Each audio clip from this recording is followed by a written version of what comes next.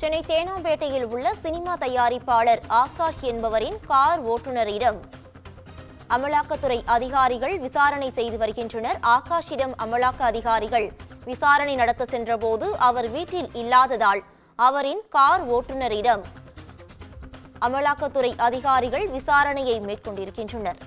திரைப்பட தயாரிப்பாளரிடம் விசாரணை மேற்கொண்டபோது அவர் வீட்டில் இல்லாத காரணத்தினால் அவரது ஓட்டுநரிடம் இடி அதிகாரிகள் விசாரணையை மேற்கொண்டிருக்கின்றனர்.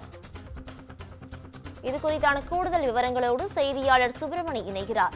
சுப்பிரமணி, இது பற்றிய விவரங்களை பதிவு பண்ணலாம். டாஸ்மாகில் 1000 கோடி முறைகேடு நிகழ்ந்திருப்பதாக அமலாக்கத்துறை அதிகாரிகளுடைய விசாரணையில் தெரிய வந்திருந்தது. இது தொடர்பாக அதிகாரப்பூர்வமாக அமலாக்கத்துறை அதிகாரிகள் தகவல்களை வெளியிட்டிருந்தனர்.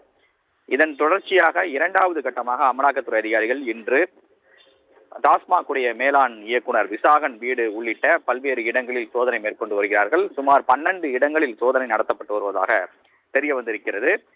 அந்த முறைகேடாக பெறப்பட்ட பணத்தை திரைப்படத்தில் முதலீடு செய்திருப்பதாக அமலாக்கத்துறை அதிகாரிகளுக்கு சந்தேகம் எழுந்திருக்கிறது. அதன் அடிப்படையில் தான் திரைப்பட தயாரிப்பாளரான ஆகாஷுடைய வீட்டில் அதிகாரிகள் சோதனை மேற்கொண்டு வருகிறார்கள். தேனாம்பேட்டை KP தாசன் சாலையில் இருக்கக்கூடிய அடுக்குமாடி குடியிருப்பில் ஆகாஷ் வசித்து வருகிறார். அவரது வீட்டில் இன்று அமலாக்கத்துறை அதிகாரிகள் சோதனை நடத்த சென்றார்கள். ஆனால் அவர் வீட்டில் இல்லை. அதன் தொடர்ச்சியாக அவரது கார் ஓட்டுநர் துரை என்பவரிடம் அமலாக்கத்துறை அதிகாரிகள் விசாரணை நடத்தினார்கள். அந்த விசாரணையின் தொடர்ச்சியாக அவரிடமிருந்து பல்வேறு கேள்விகளுக்கு பதில் இல்லாத சூழ்நிலையில் துரையை மேற்கொண்டு விசாரணை நடத்துவதற்காக அமலாக்கத்துறை அதிகாரிகள் அமலாக்கத்துறை அலுவலகத்திற்கு அழைத்து சென்றிருக்கிறார்கள்.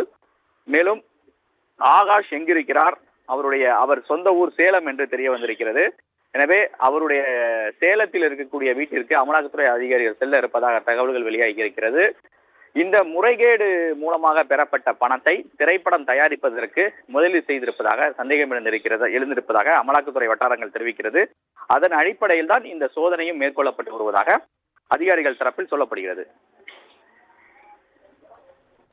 விவரங்களுக்கு நன்றி சுப்பிரமணியன்.